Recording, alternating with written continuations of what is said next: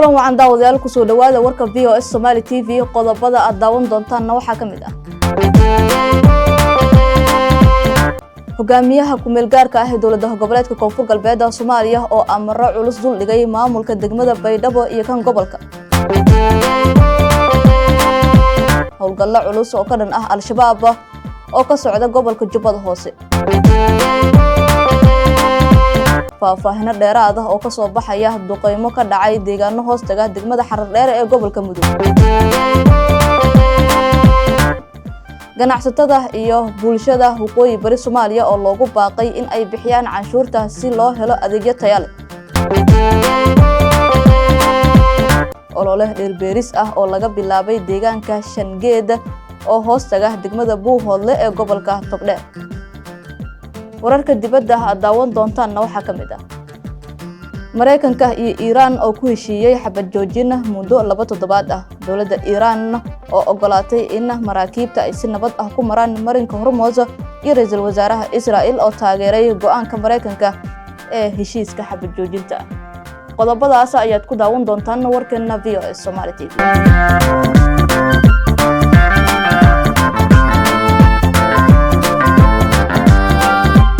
وأربعة تاريخنا يكون بيجان تهاي سيدة بيشة أفراد أبريل سنة كلا بكوني لحي لباتن كسول وعد داوة ديال قضى بدي أده هرلع داوتين أو أنت سكفا فاصل أي نكون باللون ما ملكا كملجار كأهل دولة قبلات كونفور قلبها الصومالية أي أمر علوس وح أودول لجاي ما ملكا دقمة بيدابو يكانوا قبل كباي hogaamiyaha ku meelgaarka ah ee dawladda goboleedka Koonfur Galbeed Soomaaliya Jibriil Cabdirashiid Xaaji Cabdi ayaa maanta kormeer shaqo ku tagay xarunta maamulka degmada Baydhabo ee gobolka Baay hogaamiyaha ayaa waxa halkaas ku soo dhaweeyay gudoomiyaha degmada Baydhabo ahna duqa caasimada ah ee magaaladaasi Cabdullaahi Cali Watiin oo ay weheliyaan xubno ka tirsan maamulka degmada kormeerka ayaa diiradda lagu saaray xaaladda guud ee maamulka degmada adeegyada bulshada iyo dadaalada lagu xoojinayo hufnaanta shaqada ee dawladda hoose mas'uuliyiinta degmada ayaa warbixin ka siiyay hogaamiyaha heerka ay marayaan howlaha maamulka iyo caqabadaha jira waxa uuna ku booriyay in la dardar geliyo adeegyada bulshada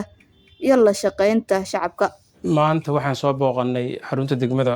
Baydhabo dabcan shaqaqadii yareed oo dhacday kadib waxaan rabnay inaan dib u howlgelin degmadan maadaama ay tahay meeshii ugu muhiimsaneed ee degmada laga xukumayay waxaan rabnaa haddii Ilaahay yiraahdo gudoomiyaha iyo tiimkiisa ka hooseeyaba inay dardargeliyaan shaqadii loogu talagalay loo hayay shacabka deegaanka Koonfur Galbeed sidaad ogtihiin degmadu waxay maamuleysay mashaariic badan oo magaalada ka socday hakada ayaa wixii galeen waxaan insha Allah hay'adii ku shaqada faraynaa haddii Ilaahay yiraahdo inay dib u howlgalaan oo mashaariicdii sidii loogu talagalay u socdaan saacadaas laga bilaabana ay degmadii gudoomiyihii soo laabtay ka howlgalaya sidii loogu talagalayna ugu shaqeynaysa shacabka haddii Ilaahay yiraahdo markaan halkaas ka soo gudbo waxaan rabaa inaan baaqalkan uga jeediyo dhammaan dadkii maamulayay deegaankan haday golaha wasiir ahaan lahaayeen iyo wixii ka hooseeyayba waxaan rabnaa inaan baaqalkan uga jeedino oo ah cid wax u haysata inaysan jirin qof kasta oo talo ka hayay deegaankan hadduu soo laabto waxaan u soo dhaweynaynaa si karaamo iyo sharaf leh haddii Ilaahay yiraahdo shaqadiisana uu qabsan doonaa ninkii haddee si gaar ah qof shakhsi ah wax ugu geystayna heedaha ammaanka ayuu ka dacweyn karaa heedaha garsoorka ayuu ka dacweyn karaa qofkaas laakiin dawliyan iyo siyaasiyan cid wax u haysata inaysan jirin cid kasta oo maamulkaas ka tirsanayd inay ku soo laabtaan deegaanadoodii dibna u howlgalaan markaan intaas ka gudbo waxaan rabaa 3 qodob oo yaryar inaan halkan ka soo jeediyo oo marka koobaad waxaan runtii marka hore salaamayaa guud ahaan shacabka Koonfur Galbeed oo ga mahad celinayaa soo dhaweyntii qiimaha lahayd ay noo sameeyeen waxaan se rabaa inaan kula dardaarmo 3 arrin inay nagala shaqeeyaan haday ahaan lahaayeen mas'uuliyiinta deegaanka haday ahaan lahaayeen odayaasha dhaqanka iyo bulshada qaybaheeda kala duwanba qodobka ugu horeeya waa amnigu waa nolosha bini'aadinka waxaan insha Allah ka codsanaynaa shacabka guud ahaan ku nool deegaankan inay heedaha amniga isgarab taagaan aan la siyaasadaynin amniga inaan la siyaasadaynin waa midda koobaad. Midda labaad in amnigu uu yahay shacbiga, inuu amniga uu ka shaqeeyo. ciidan meel taagan keligiis wax kama shaqeyn karo hadduusan shacabka la shaqeynin. Marka waxaan codsanaynaa inay shacabka koonfur galbeed ay la shaqeeyaan hay'adaha amniga ah, u dhaga nuglaadaan awaamirtooda. ilaahay idinkiisa ka xukuumada ka hogaamiye ahaan waxaan u soo saari doonaa awaamiir insha Allah soo saari doonaa oo amniga lagu sugayo. Midda labaad waxaan sidoo kale ku baaqayaa dib u heshiisiin dhaba in la sameeyo xurguftii yareed ee meesha ka dhacday, in odayaasha dhaqanka ay noqdaan dadka ugu horeeya ee lafdhabarka u ah dib u heshiisiintaas. waxaan shacabka guud ahaan ka codsanaynaa inay isdejiyaan oo wax dhiila ah iyo colaad aysan abuurin. odayaasha dhaqanka iyo hay'adaha amnigan ay la shaqeeyaan. midda ugu dambeysa aan rabaa inaan halkan uga jeediyo shacabka koonfur galbeed waxa weeye doorasho in laga qabto deegaankan ayaa qorshaysan. hadda waxaa la bilaabay bixintii kaararka. waxaa sidoo kale socda dib u diiwaangelin kaararka in dib loo qaato. waxaan rabnaa inaan shacabka koonfur galbeed ogeysiino inay si mug iyo miisaan looga qayb qaataan oo ay gacantooda ku ciilbaxaan. goobo badan ayaan waxaan samayn doonaa haddii ilaahay yiraahdo la dhigi doonaa oo laga bixin doonaa kaararka. sidoo kale waxaa jiri doono qaybo kale oo mobile ah oo socda ayaan samayn doonaa ilaahay idinkiisa. laakiin shacabka koonfur galbeed waxaan faraynaa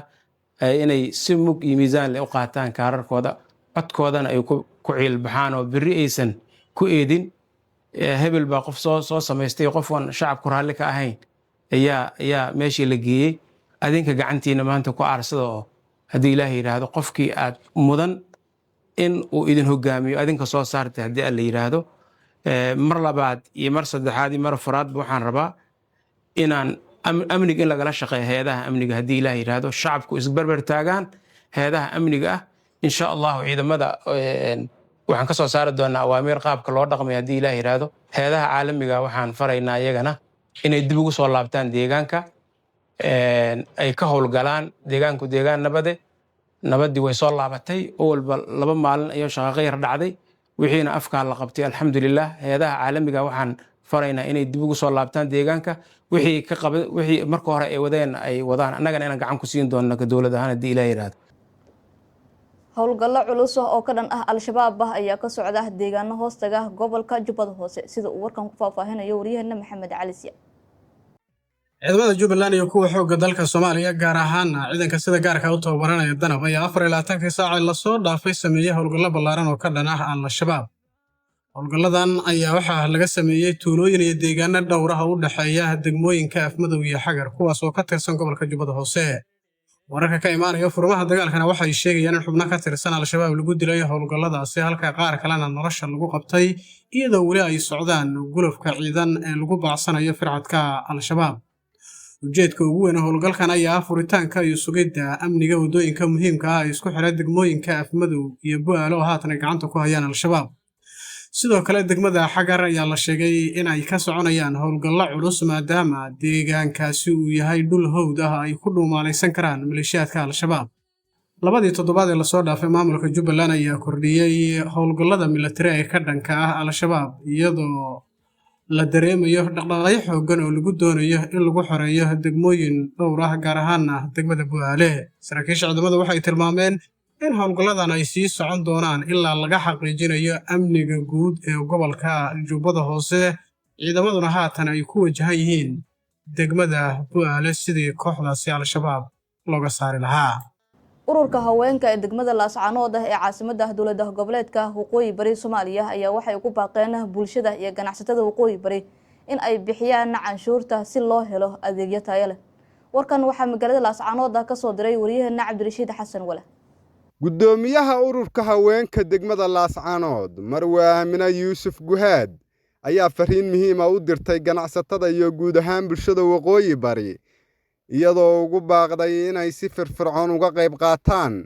kor u qaadista dakhliga dawladda. Marwe Aamina ayaa sheegtay in horumarka iyo adeegyada bulshadu ay si toos ah ugu xidhan yihiin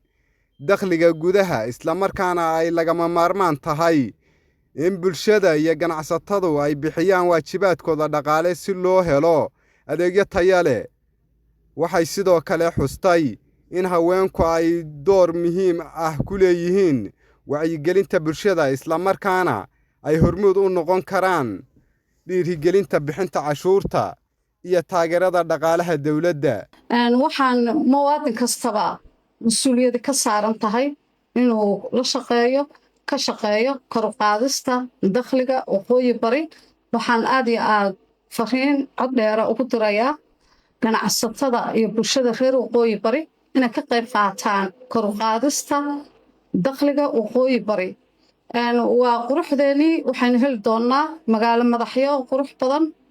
oo u eeg magaalo madaxyada caalamka. waxaynu heli doonnaa ciidan mushaharkiisu joogto yahay.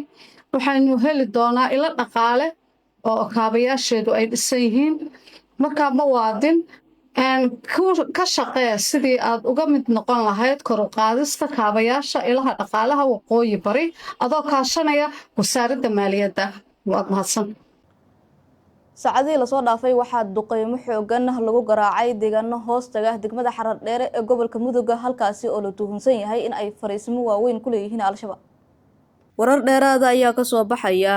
duqeymo culus oo xalay ka dhacay deegaano hoostaga degmada Xaradheere ee gobolka Mudug kuwaasi oo lagu beegsaday fariisimo sida la sheegay ay lahaayeen Al-Shabaab. duqeymahan oo dhacay xilli habeen ah ayaa si gaar ah looga fuliyay tuulooyinka Farax Aadan, Carduufa, Tamar Muuge iyo Miroon. ila wareedyo amni ayaa sheegaya in weerarka lagu bartilmaameedsaday goobo muhiim u ahaa isku socodka iyo abaabulka kooxda, gaar ahaan xarumo lagu tuhunsanaa in lagu diyaarinayay walxaha qarxa. saraakiil ka tirsan ciidanka xoogga dalka Soomaaliya ayaa tilmaamay in howlgalkan uu ahaa mid si taxaddar leh loo qorsheeyay isla markaana lagu beegsaday bartilmaameedyo la xaqiijiyay ka hor inta aan duqeynta la fulin. inkasta oo aan weli si rasmi ah loo shaacin khasaaraha ka dhashay weerarka, haddana warar hordhac ah ayaa muujinaya in burbur la gaarsiiyay gaadiida iyo xarumo muhiim u ahaa Al-Shabaab. dadka deegaanka ayaa sheegay in jugta duqeymahan ay si weyn uga maqlayeen deegaano u dhow halka ay duqeyntu ka dhacayso, taasi oo abuurtay cabsi ku meel gaar ah. inkastoo xaaladdu ay haatan tahay mid degan, howlgalkan ayaa imaanaya xilli ciidanka dowladda ay sare u qaadeen cadaadiska militari ee ka dhanka ah Al-Shabaab, iyagoo doonaya in ay wiiqaan awoodda kooxda ee ku sugan gobolada dhexe ee dalka. maamulka deegaanka Shangeede ee gobolka Togdheer iyo shacabka deegaankaasi ayaa waxa ay bilaabeen olole dhirbeeris ah oo lagu qurxinayo deegaankaasi, sida ay warkan degmada Buuhood loogu soo dirtay wariyaheena Najmo Maxamuud Salaad. Shangeed waa in la beeraa dhirta cagaaran lana dhistaa. waa in la dhistaa dhirta laga beeraa. halkan waa deegaanka Shangeed oo ka tirsan magaalada Buuhood ee gobolka Togdheer. halkan maanta waxaan kula kulmay xaafadda Wadajir ee ka dhisan magaalada Buuhood. xaafadda Wadajir ayaa halkan maanta waxay ka beerista dhir cagaaran. halkan waxaan kula kulmay qaar ka mid ah xildhibaanada ka tirsan golaha deegaanka magaalada Buuhood oo ka mid yahay xildhibaan Cabdixakiin Qowr Mudoobe. sidoo kale halkan waxaa ka hadlay gudoomiyaha xaafadda Wadajir, ku-xigeenka iyo qaar ka mid ah xubnaha xaafadda Wadajir. maanta waxaanu joognaa Shangeed, magaaladii Shangeed oo aanu maanta ka beerino dhirbeeris dawladda hoose degmada Buuhood iyo xaafadda Wadajir. ururadii xaafadda Wadajir gudoomiyihii iyo gudoomiye ku-xigeenkii iyo xoghayihii iyo xubnihiiba way maanta halka bay marayaan. waana baalasha dawladda hoose. maanta halkan waa dhiraynaynaa, waa qurxinaynaa. dhiraynta maanta aanu wadno dhirayn 20 geed gaadha ayaa la keenay, wayna sii farabadinaynaa oo dhir kalena waa keenaynaa. xaafaddii koowaad ee Wadajir waa u mahadnaqaynaa siday dawladooda hoose u garab taagan yihiin, aanu baalasheedii ay u yihiin oo aanu ku faano guddiga xaafadeedku. aad baan ugu mahadcelinaynaa. guddiga xaafadeedda kale ee magaalada ka jirana waxaan rajaynaynaa iyaguna inay ka qayb qaataan. waa quruxsan magaaladani iyada oo wax sanad iyo wax yar ka jirtay, haddana koritaankeeda iyo say u kobcayso. argadiba hadda la dhisayaa say u kobcayso maasha Allah. waxaan rajaynaynaa waqtiyo soo dhow, waqtigan hadda taaganay waqtigiisa ku xiga inaanu arki doono iyadoo nolol leh, caafimaad leh, waxbarasho leh, iskuul leh, wax badan le waa arki doonaa marka insha allah arrimaha bulshadana way soo dhammaystirmi doonaan waxaan rajaynaynaa in loo dagaalo oo loo dhaganuglaado oo qof kastoo meeshan aad soo dhisato buuhoodle shishadiisa bogcad aad istaagto oo aad dhul ka dhisato dhul qof leeyahay mooyaane ma jirto halkan waa cidla ninkii beera ka dhisan kara ninkii baraaga ka qodan karaya ninkii maxaanku wara ka sabaysan karaya dhulkan qof walba waa lagu soo dhaweynaya laakiin sanado ka bacdi hadhow waxaa la arki doonaa halkanoo malaayiin dollar tagtay ayaa la arki doonaa dalka ha la yimaado ha la dhisto waxa la wada qabsado isku duubni iyo ayay u baahan tahay midni baynu u baahannahay wadajir baynu u baahannahay saasaynu waxaynu ku dhisan karnaa wadooyin waaweyn jidad calaad insha allah waxaanu ka howlgeli doonaa jid isku xidha oo jaya oo buuhood iyo Shangeed isku xidha insha allah taan waa ka howlgeli doonaa xaafadda wadajir iyo dawladda hoose waxaanu keenay dhir aan ku beerano Shangeed waxaan rabnaa inaanu bilicdeeda soo saarno hadhna yeelato in la harsado dhirta waxaan u keenay in la harsado oo bilicda magaalada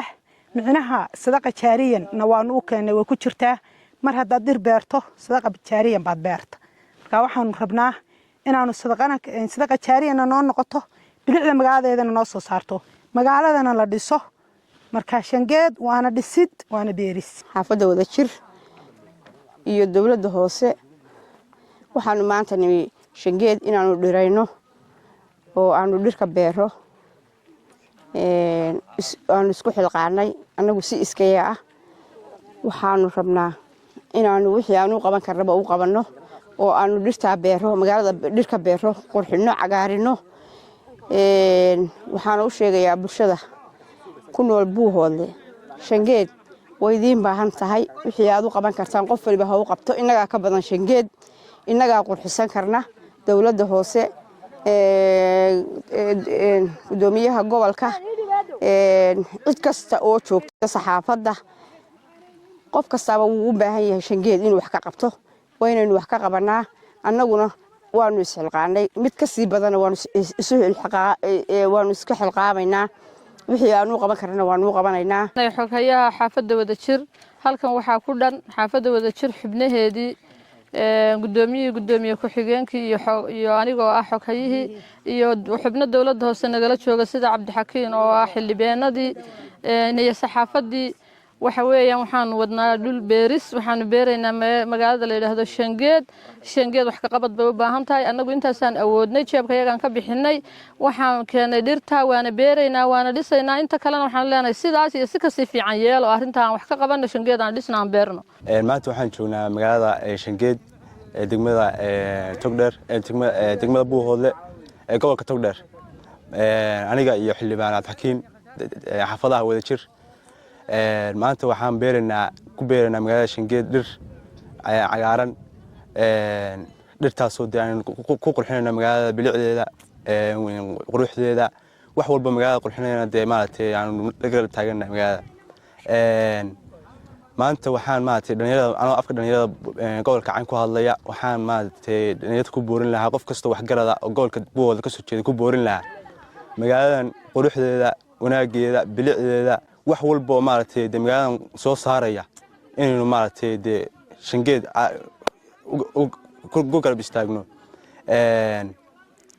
maanta maalin ay ka wacan tahay maaragtay Shangeed ay maaragtay inoo baahan tahay ma garanayaanu dawladda waxaan maaragtay ku boorinayaa lambar 1 in Shangeed ilgaara ku hayso degmada ay maaragtay dadka maaragtay Buuhoodle ka soo jeeda ay dhistaan Shangeed waxa noo timid qolo ka socota xaafadda wadajir iyo dawladda hoose dadka in baan sugaynay Shangeedna waa ku mahadsan yahay inay yimaadeen Shangeed waxa la wixii loo keeno waxba taraya waxa la wixii loo keeno haddii tahay haddii arka tahay haddii barkad la caawiyo tahay haddii tahay nisadii masaajid haddii amtiyaysan tahay Shangeed waxa la maanta waxay loo baahan tahay dadka u yimaada waxay looga baahan tahay marka waxaan leenahay qurba joog iyo xaafadaha wixii reer Buuhoodle ah ee daneynaya waa inay yimaadaan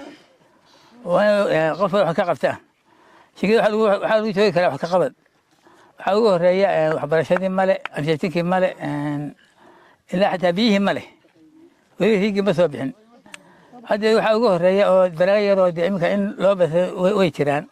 dalkad yar oo samaysan oo marka lagu bilaasana jiray waaba laasanba waay kadaas diraac dadka lagu bilaasan jiray waxa ay tartay oo kale lama arag kuwii kale way ka sii badan yihiin waxaan leenahay kuwa yar qabyada loogu soo hormariyo xaafadda waa jirna waxaan leenahay ku dhaqsada way mahadsantihiin iyo dowladda hooseba wala magaalada safeey u baahantay in la geliyo magaalada safeey soo baxdo dhulka safeey la geliyo oo waliba fayga laga qaado dowladda hoose taana waa loo baahan yahay najaa maxamuud salaad telefishinka caalamka waa VS magaalada Shanghai wali waxaad daawanaysaan warka VOS Somali TV oo idinkaga imaanaya xarunta magaalada Muqdisho markana wararka dibadda Mareykanka iyo Iran ayaa ku heshiiyay xabad joojin muddo 2 toddobaad ah Maxamed Cali Siyaad ayaa warkan isha soo mariyay inuu faahfaahinaya xabad joojin socon doonta muddo 2 toddobaad ah ayaa waxa la sheegay inay wada gaareen Mareykanka iyo Iran taas oo si ku meel gaar ah u joojinaysa dagaal socday ku dhawaad 40 maalmood oo gobolka ku sii riixayay qatar dagaal oo ballaaran heshiiskan oo dhexdhexaadinaysa dowladda Pakistan ayaa yimid kadib weeraro culus oo isdaba joog ah ay ku jireen duqeymo cirka ah gantaalo la isweydaarsaday iyo hanjabaado sarsare oo dhinacyada ay isku jeedinayeen muddooyinkii ugu dambeeyay colaadda ayaa gaartay heer halis ah waxaa dhacay weeraro aan horey loo arag oo saameeyay dalalka khaliijka waxaa hakad galay maraakiibta ganacsiga ee maranbiyoodka muhiimka ah waxaana sare u kacay cabsida laga qabo dagaal waqti dheer socon doona ra'iisul wasaaraha dalka Pakistan ayaa door muhiim ah ka qaatay heshiiskan isagoo fududeeyay wadahadalladan qarsoodiga ah iyo xiriirkan diblomaasiyadeed ee dhexmaray Washington iyo Tehran Pakistan sidoo kale waxay sheegtay inay martigelin doonto wadahadallo dheeraad ah si loo gaaro heshiis rasmi ah oo waara falcelinta dhinaca caalamka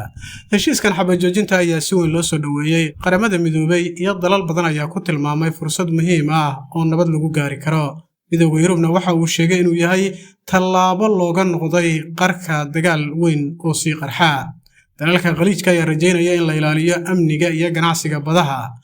inkastoo xabad joojintan ay tahay mid ku meel gaar ah haddana waxa ay bixinaysaa fursad muhiim ah oo lagu joojin karo colaadda isla markaana lagu bilaabi karo wadahadallo rasmi ah ugu dambeyntii dowladda Iran ayaa ogolaatay in maraakiibta qaada shidaalka iyo kuwa ganacsigaba ay si nabad ah ku maraan marinka Hormuz dhanka kalena ra'iisul wasaaraha Israa'iil Benjamin Netanyahu ayaa waxa uu soo dhaweeyay heshiiskii Mareykanka iyo Iran dhexmaray dowladda Iran ayaa ogolaatay in maraakiibta ay si nabad ah ku maraan marinka Hormuz oo ah marin muhiim u ah isku socodka shidaalka adduunka kadib heshiis xabad joojin 2 toddobaad ah oo dhexmaray Iran iyo Mareykanka tani waxay yareysay cabsidii laga qabay in la carqaladeeyo ganacsiga caalamiga ah Iran ayaa sheegtay in ay guul ka gaartay dagaalka balse waxay cadeysay in wada hadallada la filayo in ay ka dhacaan Pakistan aysan ka dhignayn in dagaalku uu dhamaaday ra'iisul wasaaraha Israa'iil Benjamin Netanyahu ayaa taageeray go'aanka Mareykanka ee xabad joojinta 2 toddobaad ah hase yeeshee waxa uu sheegay in Lubnaan aysan ka qayb ahayn heshiiska xabad joojinta ah ee muddada 2 toddobaadka ah ee ay galeen